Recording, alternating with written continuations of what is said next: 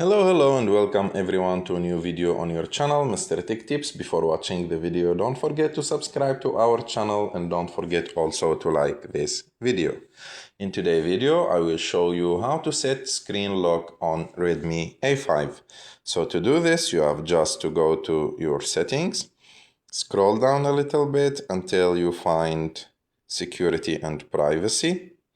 After that, go to device unlock and go to the first option, screen lock.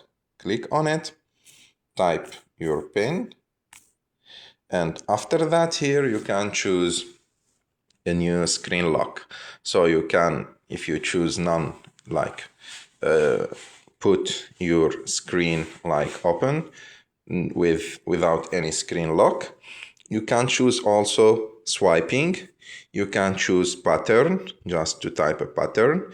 You can choose a PIN like I did, or also you can put a password as your screen lock. I hope that you like this video. If you like this video, don't forget to subscribe to our channel, to like this video, and see you in the next one.